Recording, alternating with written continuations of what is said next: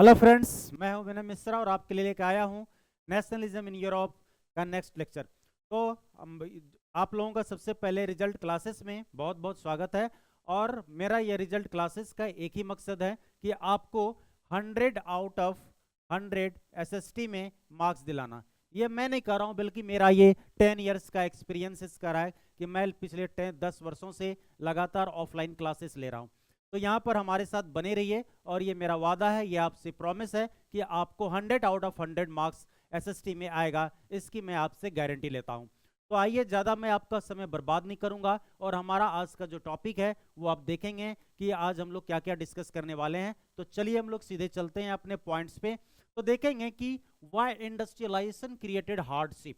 तो यहाँ पर सबसे पहली चीज़ जो हमें समझना ज़रूरी है कि आज तक हम लोगों ने यही सुना है कि अगर ज़्यादा से ज़्यादा इंडस्ट्रीज कहीं पर सेटअप हो, इंडस्ट्रीज को इस्टेब्लिश किया जाए, तो वहाँ के लोगों का जो इकोनॉमिक कंडीशन होता है वो बेहतर होता है। बट यहाँ पर जो नेशनलिज्म यूरोप को जब पढ़ते हैं तो वहाँ पर देखेंगे कि क्या लिखा है कि जो इंडस्ट्रियलाइजेशन है, जो इंडस्ट्रीज है, वो लोगों के लिए हार्डशिप लाता है। हार्डशिप का मतलब क्या होता है कि that means the bad economic condition, bad economic economic condition, economic condition, ठीक है। लोगों का इकोनॉमिक कंडीशन को ये खराब कर रहा है। ये तो समझने वाली बात है, जबकि हम लोग जानते हैं कि अगर ज्यादा ज्यादा इंडस्ट्री सेटअप हो तो हमारा इकोनॉमिक कंडीशन बेहतर होता है। बट यहाँ पर क्या कह रहा है कि अगर ज्यादा ज्यादा इंडस्ट्री सेटअप हो रहा है यूरोप में, तो वहाँ के लोगों का जो प्रॉब्लम्स है वो और भी ज्यादा बढ़ जा रहा है। तो ऐसा क्यों होता है, तो आइए देखते हैं। तो उसको देखेंगे कि मैंने इसको क्वेश्चंस बना रखा है, जैसा कि देखेंगे कि बोर्ड्स में इसी तरीके से किसी किसी बीच में पॉइंट्स उठा करके क्वेश्चंस बनाए जा रहे हैं। और लगातार आप देखेंगे तो जो क्वेश्चंस का लेवल है वो अपग्रेड किया जा रहा है। इसीलिए हम लोगों ने भी अपना कंटेंट को अपग्रेड किया है। और ये जो कंटेंट मैंने आपके लिए तैयार किया है, ये इसमें पूरे मेरा 10 साल का एक्सपीरियंस है। तो आप भरोसा करें और आप अगर इस नोट्स को प्रॉपर वे में अगर पढ़ते हैं तो आपको श्योर बहुत ही अच्छा नंबर आएगा। तो आप देखेंगे कि इस क्वेश्चन को, टॉपिक को मैंने क्वेश्चंस बनाया और उसको नीचे में जो पॉइंट्स है उसको मैंने आंसर का रूप दे दिया है, मतलब आंसर के तरह उसको मैंने फॉर्मेशन कर दिया। तब देखेंगे पहला ही क्या करा है कि आखिर क्यों इंडस्ट्रियलाइजेशन क्रिएटेड हार्डशिप। तो इंडस्ट्रियलाइजेशन जो हार्डशिप लोगों के लिए क्यों क्रिएट किया, तो उसमें देखेंगे imports imports of cheap machine made goods from England. तो अब क्या हो गया कि यूरोपियन नेशंस में, लगभग बहुत सारे नेशंस में लोग वहाँ के जो मार्केट है उसमें क्या किया कि जो इंग्लैंड के जो गुड्स, वहाँ के जो कंपनी में बनाए हुए गुड्स हैं, उसको इंपोर्ट करना शुरू कर दिया उन लोगों ने। इंपोर्ट का मतलब क्या होता है कि आयात, दैट मीन्स आयात। इसका मतलब यह हुआ कि जब आप किसी कंट्री से अपने कंट्री में चीज़ों को मंगाते हैं तो उसको हम लोग आयात करते हैं, उसको हम लोग इंपोर्ट करते हैं। तो अब क्या हुआ कि इंग्लैंड से मशीनों से बनी हुई चीज़ें यूरोपियन नेशंस के अलग अलग हिस्सों में, वहाँ से मशीन से बनी हुई जो चीज़ें हैं वो वहाँ पर जाना शुरू कर दिया। तो अब एक चीज़ आप ध्यान रखेंगे, तो कहेंगे कि सर अगर मशीन से बना हुआ चीज़ आया तो क्यों आखिर लोगों का प्रॉब्लम हुआ। तो इस चीज़ को समझना जरूरी है। अब समझेंगे कैसे, तो देखिए कि आपको पता है कि उस समय की अगर किसी भी सोसाइटी की बात करें तो जो 85% लोग थे वो पुअर सेक्शन होता था, ठीक है। ये पुअर सेक्शन होते थे। अब जो पुअर सेक्शन है वो हमेशा प्रेफर करेगा सस्ते चीजों को खरीदना, ना कि महंगी चीजों को। अब लेकिन अब समझना है कि आखिर क्यों मशीन से बनी हुई चीजें सस्ती हो रही है, तो इसका इंपैक्ट मार्केट पे नेगेटिव क्यों पड़ रहा है। तो यहां समझना होगा, क्योंकि ये जो 85% लोग हैं और ऐसे बहुत सारे जो लोग हैं वो अपना कॉटेज इंडस्ट्री चलाते, दैट मीन्स कि अपने घरों में अलग अलग तरह की चीजों को बनाते थे, या छोटे छोटे फैक्ट्री जैसे गली मोहल्ले में होता है वैसे फैक्ट्री में लोग काम करते थे, चीजों को प्रोड्यूस करते थे और उसको मार्केट में बेचते थे और उनसे उनकी अर्निंग होती थी और उन लोगों का जो लाइवलीहुड था वो काफी अच्छा चल रहा था। लेकिन अब यहां पर समझना क्या है, तो समझिए। जैसे अगर मैं आपसे कहूं कि एक बुक को आप खरीदें, जैसे एनसीईआरटी का अपना बुक है, वो कौन सा, तो यही आप चैप्टर को ले लीजिए, the rise of nationalism in Europe. उस चैप्टर को मैं कहूं कि आप डिट्टो पेन से उसको कॉपी करें, तो आप देखेंगे उसको एज इट इज कॉपी करने में मैं कहता हूं कि कम से कम आपको 10 दिन लगेगा। अगर 8-10 घंटे करके भी लिखते हैं तो शायद उससे भी ज्यादा 1 महीने का भी वक्त लग सकता है। लेकिन अगर वहीं दूसरी तरफ मैं बोलूं कि इसको जाकर के किसी फोटो स्टेट की दुकान में इसको फोटो कॉपी करवा लेते हैं तो उसको 5 मिनट भी नहीं लगेगा। तो आप जरा सा देखें कि अगर आपको 15 दिन लगता है इसको नोट डाउन करने में, अगर एक दिन का वेजेस मजदूरी 300 रुपया रखते हैं तो 15 या 4500, तो दैट मीन्स कि उस बुक की प्राइस कितनी होगी 4500। जबकि दूसरी तरफ अगर आप देखें कि फोटोकॉपी की दुकान में उसको 5 मिनट लगा है तो वो उसकी बुक्स को 45 रुपये में बेचेगा। तो आप जरा समझेंगे कि वो फोटो स्टेट वाले 45 रुपीज में बेच रहे हैं और आप उसको बेच रहे हैं कितना 4500 में। तो ऑब्वियसली है, और जबकि यहाँ पर आपका जो मार्केट है जिसमें सबसे ज्यादा जो बायर्स है, जो कंज्यूमर्स है, वो 80% कौन है, वो पुअर है। तो हमेशा प्रीफर करेगा कौन सा, तो सस्ती चीजों को खरीदना। तो जिसके वजह से क्या हुआ कि इंग्लैंड से आने वाली जो चीजें थी, जो मशीन से बनी हुई चीजें थी, वो काफी सस्ती होती थी, जिसलिए इसका डिमांड जो था वो बहुत ही ज्यादा मार्केट में था। दूसरा चीज, इंडस्ट्री जो था वो बहुत ही ज्यादा एडवांस था। दैट मीन्स कि जो इंग्लैंड में जो इंडस्ट्री सेटअप हुआ था वो काफी एडवांस था। दैट मीन्स कि हाई क्लास मशीन्स उसमें यूज किया गया था, ऑटोमेटिक मशीन्स यूज किया गया था, जिससे क्या हो रहा था, उसका टाइम बच रहा था, लेबर का कॉस्ट बच रहा था। तो जिसके वजह से उसकी जो प्राइस थी वो मार्केट में बहुत ही ज्यादा सस्ती हो जाती थी, और मार्केट में जो बायर्स हैं वो तो गरीब हैं, इसलिए वो सस्ती चीजों को खरीदना पसंद करते थे। और जिसके वजह से जो छोटे छोटे फैक्ट्रीज थे, जो छोटे छोटे कॉटन इंडस्ट्रीज थे, उनके द्वारा बनाए गई चीजों को मार्केट में उसका कोई डिमांड था ही नहीं, जिसके वजह से धीरे धीरे उस सारे इंडस्ट्रीज को, फैक्ट्रीज को, कॉटेज इंडस्ट्रीज को धीरे धीरे उन लोगों को शट डाउन करना पड़ा। और इस तरीके से वहां पर अनएम्प्लॉयमेंट और पॉवर्टी बहुत ही ज्यादा यूरोप में बढ़ जाता है। दूसरी तरफ जो स्मॉल प्रोड्यूसर है उसको स्टीफ कंपटीशन होता है। क्या होता है, उसको कंपटीशन होता है। कंपटीशन का स्पेलिंग गलत है, ठीक है, टाइपिंग में मिस्टेक हुआ है, कॉम्पिटिशन होता है, ठीक है। तो जो इसका कंपटीशन था वो बहुत ज्यादा, स्टीफ का मतलब क्या हुआ, बहुत ही ज्यादा, ठीक है, बहुत ही ज्यादा कंपटीशन उसको होना शुरू हो गया। क्योंकि कंपटीशन का मतलब क्या हो गया कि मशीन से बनी हुई चीजें सस्ती थी और इनके द्वारा बनी गई चीजें महंगी थी, तो जिसकी वजह से मशीन से बनी हुई चीजों का डिमांड ज्यादा था और इसका डिमांड धीरे धीरे घट रहा था। तो अब ऐसे कंपटीशन में इसके लिए सर्वाइवल बहुत ही ज्यादा मुश्किल हो गया और सर्वाइव कर पाना लगभग इम्पॉसिबल हो गया। तो जिसका, और खास करके ये कंपटीशन किस चीज में था, तो वो था टेक्सटाइल इंडस्ट्रीज। तो टेक्सटाइल इंडस्ट्रीज क्या करता है, कपड़े बनाने का काम करता है। तो उस समय में मार्केट में सबसे ज्यादा डिमांड अगर किसी कोई प्रोडक्ट का होता था तो वो होता था क्लोथ्स का। उस समय में क्लोथ्स, जैसे आप देखेंगे सबसे पहला जो इंडस्ट्रियलाइजेशन ब्रिटेन में आया 1751 में, तो वो आया था टेक्सटाइल इंडस्ट्रीज को लेकर के ही। दैट मीन्स कि वहाँ के लिवरपूल और मैनचेस्टर दो ऐसे शहर हैं जहाँ पर बहुत ही ज्यादा इंडस्ट्री सेटअप किया गया, और वो लगभग सारे इंडस्ट्रीज आपको टेक्सटाइल इंडस्ट्रीज थी, कपड़े बनाने का इंडस्ट्रीज था। और वहां से कपड़े बना बना करके इंडियन मार्केट और ऐसे यूरोपियन सारे मार्केट्स में उस कपड़ों को भेजा जाता था, जिससे उसकी प्राइस इतनी कम होती थी कि लोगों के बीच में उसका डिमांड बहुत ही ज्यादा था, और उसके चक्कर में जो छोटे छोटे फैक्ट्रीज थे वो धीरे धीरे शट डाउन होना शुरू हो गया। अब देखते हैं कि उसी बीच में इवेंट्स और क्या क्या थे। तो दूसरा देखेंगे कि फूड शॉर्टेज भी वहां पर होना शुरू हो गया, अनएम्प्लॉयमेंट होना शुरू हो गया। अब देखेंगे कि लोगों को खाने की दिक्कत है, लोगों को काम नहीं मिल रहा है, तो ऐसे कंडीशन में लोग क्या ही करेंगे, तो उसके पास एक ही ऑप्शन बचता है और वो है रिवोल्ट करना, वो है प्रोटेस्ट करना। इसके वजह से अगर पेरिस की बात करें तो सारा जो पॉपुलेशन है पेरिस में वो रोड पे आ गया। रोड पे आकर के अपने मोनार्क के अगेंस्ट में जो नारेबाजी होती है, मुर्दाबाद मुर्दाबाद, मोनार्क को हटाओ, डेमोक्रेटिक एंड रिपब्लिक सेटअप लाओ, तमाम इस तरह के जो लोग थे वहां पर वो हंगामा शोर शराबा करना पेरिस में शुरू कर दिए और अपने मोनार्क को बदलने का भी मांग करना शुरू कर दिया। और जिसके वजह से जो लुइस फिलिप है, इस तरीके का इन लोगों का प्रोटेस्ट था, इस तरीके का इन लोगों का रिवोल्ट था या रियॉट्स था कि फाइनली जो लुइस फिलिप है, जो वहां का कॉन्स्टिट्यूशनल मोनार्क बना था। तो आपको यहाँ पर यह भी ध्यान रखना है कि लुइस फिलिप जो था वो पहला कॉन्स्टिट्यूशनल मोनार्क था फ्रांस में, तो ये चीज आपको बिल्कुल याद रखना है।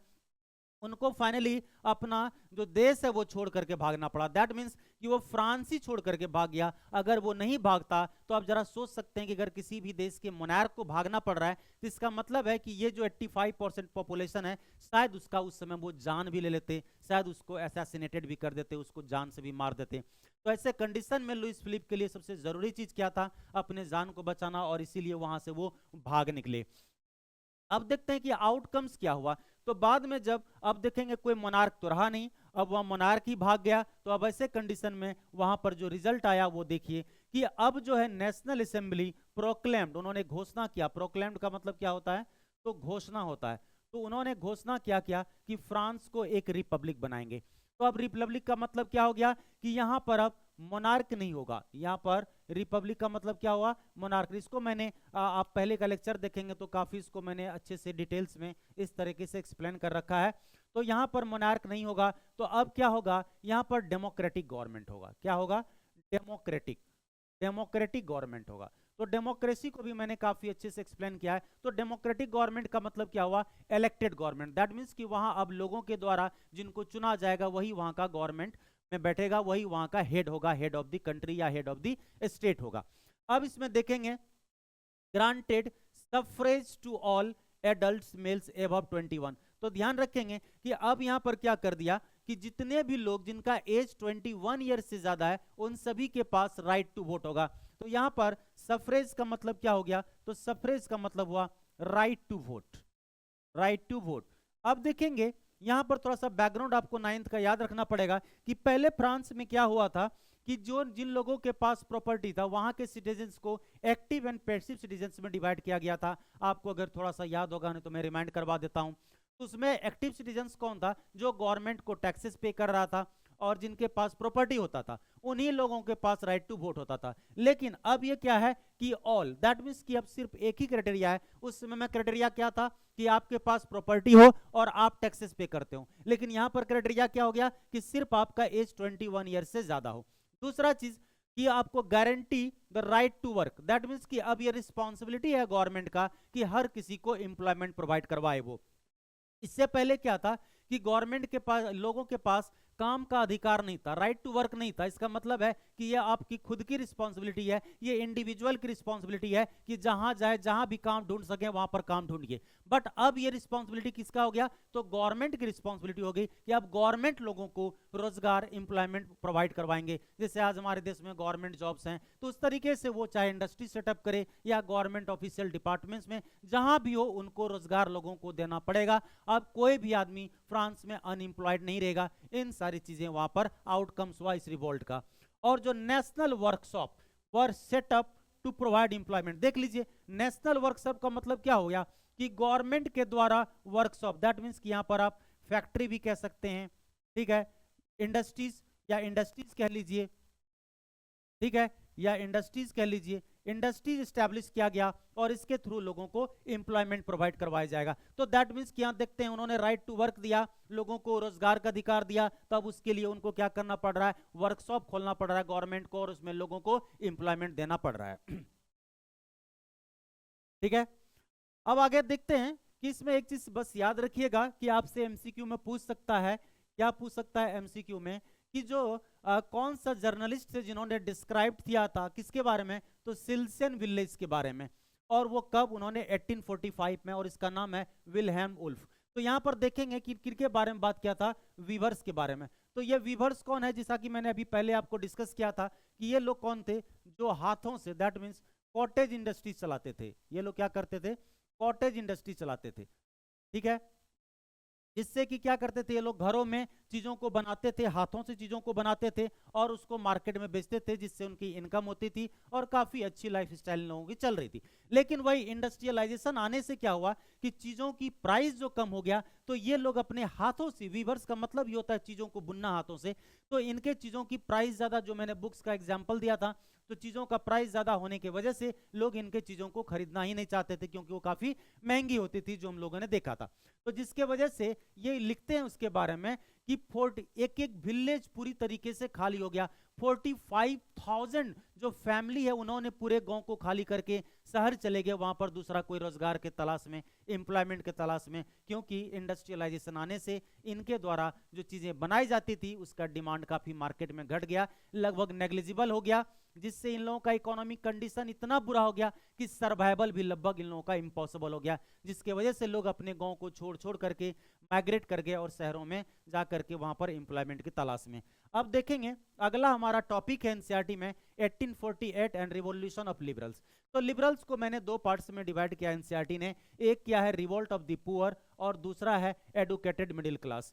तो अब इसमें देखेंगे क्या होता है कि जिनको लोग फरवरी रेवोल्यूशन भी कहते हैं, तो इवेंट जो फरवरी 1848 में फ्रांस में हुआ था, तो इन्होंने एबोलिस्ट किया था। एबोलिस्ट का मतलब क्या होता है, एंड किया था, खत्म किया था मोनार्क को खत्म कर दिया, और इन्होंने इस्टेब्लिश किया था क्या, तो रिपब्लिक को इस्टेब्लिश किया था, जो मैंने पहले भी देखा, और साथ ही साथ based on universal male suffrage proclaimed, जैसा कि अभी हम लोगों ने पहले देखा कि 21 ईयर्स से एज के एबव लोगों को, हर किसी को राइट टू वोट मिल जाएगा। अब यहाँ पर कोई भी और यहाँ पर क्राइटेरिया नहीं फिक्स किया गया है, सिर्फ एक ही क्राइटेरिया आपको फुलफिल करना है। जैसे आज हमारे देश में अगर आपका एज 18 ईयर्स प्लस हो जाते हैं तो irrespective of caste, gender, religion, आपको राइट टू वोट ऑटोमेटिकली आपके पास चला जाता है। सेम वहां भी किया। और यूरोप के अगर अदर पार्ट्स में देखें तो लिबरल मिडिल क्लासेस ने डिमांड किया किस चीज का, एक constitutionalization with the national unification. That means कि अब जो नेशनल यूनिफिकेशन होगा वो बेस्ड होगा किस पे, कॉन्स्टिट्यूशन में। इसको क्या होगा, based on constitution.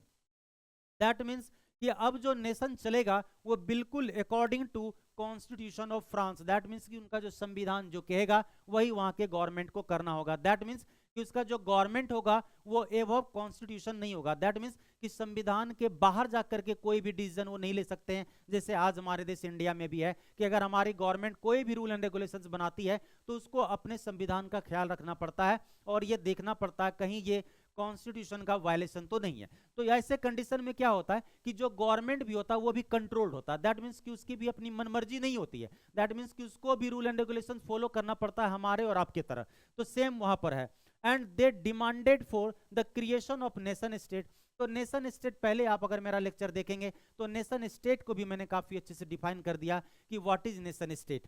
And parliamentary principles, that means कि अब यहां पर पावरफुल कौन होगा, तो पार्लियामेंट पावरफुल होगा। ठीक है, पावरफुल कौन होगा, तो पार्लियामेंट होगा। दैट मीन्स कि अब कोई भी रूल एंड रेगुलेशंस बनेगा तो पार्लियामेंट में बनेगा और पार्लियामेंट में सारे इलेक्टेड मेंबर्स हैं और वो जो सारे इलेक्टेड मेंबर्स हैं वो वोटिंग करेंगे कि कौन सा लॉ पास हो और कौन सा लॉ पास नहीं होगा। तो दैट मीन्स कि अब ये सारा पावर मोनार्क टू पार्लियामेंट के पास चला गया। तो अब यहां पर जैसे हमारे देश में देखेंगे अगर कोई भी रूल एंड रेगुलेशंस बनता है तो हमारे पार्लियामेंट्स में 2/3 मेंबर्स के द्वारा उसको पास किया जाता है। फिर राज्यसभा जाता है, वहां भी 2/3 मेंबर्स के द्वारा पास किया जाता है, तब जाके प्रेसिडेंट का एसेंट होता है और फिर जाकर के लॉ बनता है। तो दैट मीन्स कि इसमें हमारे देश का हेड कौन, या तो प्रेसिडेंट या तो प्राइम मिनिस्टर, जिसको मानना आप मान लो, लेकिन उसकी भी मर्जी नहीं है कि जब जो मन लॉ बना दे। पार्लियामेंट के थ्रू जाना पड़ेगा, पार्लियामेंट पास करेगा तो ही वो लॉ बनेगा, नहीं तो वो लॉ नहीं बन सकता है। तो सेम यहां पर भी क्या होगा कि अब जो पार्लियामेंट है वो पावरफुल होगा और पार्लियामेंट डिसाइड करेगा। साथ ही साथ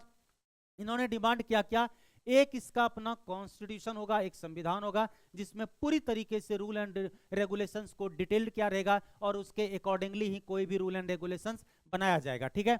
दूसरी चीज, फ्रीडम ऑफ प्रेस। पहले क्या था कि जब मोनार्क का रूल होता था तो उस पे प्रेस पे उन्होंने रिस्ट्रिक्शन लगा रखा था कि आप मोनार्क का या मोनार्क के द्वारा लिए गए किसी भी डिसीजन पर किसी भी तरह का कोई भी नेगेटिव चीज नहीं लिख सकते हैं या नेगेटिव बातें नहीं कर सकते हैं। अगर ऐसा आप करेंगे तो आपको अरेस्ट कर लिया जाएगा और आपको पनिश किया जाएगा। लेकिन अब क्या है, freedom of press. That means कि अगर आपको गवर्नमेंट से किसी भी तरह का कोई भी शिकायत है, आपको लगता है कि गवर्नमेंट की कोई भी पॉलिसी हमारे लिए हार्मफुल है या गवर्नमेंट आपके हित में, आपके बेनिफिट के लिए कोई भी काम नहीं कर पा रही है, तो आप उसके अगेंस्ट खुलेआम बोल सकते हैं, लिख सकते हैं, गाना बना सकते हैं, किताबों में लिख सकते हैं, मैगजीन्स में लिख सकते हैं, न्यूज़पेपर में लिख सकते हैं, जितना पैम्पलेट छपवा सकते हैं, सड़कों पे प्रोटेस्ट कर सकते हैं, अपनी बातें रख सकते हैं, सब कुछ रख सकते हैं और इसके लिए आपको कोई भी पनिशमेंट नहीं दिया जाएगा। और अगली चीज है freedom of association. That means कि एसोसिएशन का मतलब क्या होता है कि group of people. That means कि आपको ग्रुप ऑफ पीपल को मिला करके एसोसिएशन बनाने की भी आपको फ्रीडम होगा। तो यहां पर एसोसिएशन से आप समझ लीजिए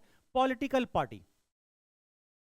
ठीक है, पॉलिटिकल पार्टी। यहां पर आप अब पॉलिटिकल पार्टी भी बना सकते हैं, क्योंकि जब ये वहां पर रिपब्लिक आ गया तो इसका मतलब कि अब वहां पर पॉलिटिकल पार्टी इलेक्शन कॉन्टेस्ट करेंगे और पॉलिटिकल पार्टी कॉन्टेस्ट करेंगे तो कोई ना कोई पार्टी जो है वो मेजॉरिटी में आएगा और वही गवर्नमेंट का फॉर्मेशन करेगा। तो इसके लिए क्या होगा कि अब हर किसी को पार्टी बनाने का, एसोसिएशन बनाने का फ्रीडम होगा, जिससे लोग देखते हैं ट्रेड यूनियन भी बनाते हैं।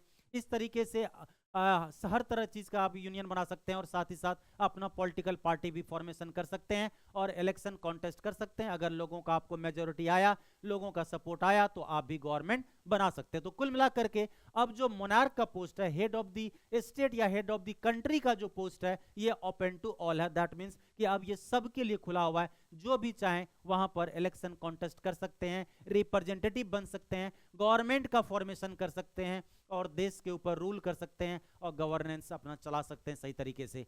तो आई होप कि आपको आज का वीडियो अच्छा लगा होगा।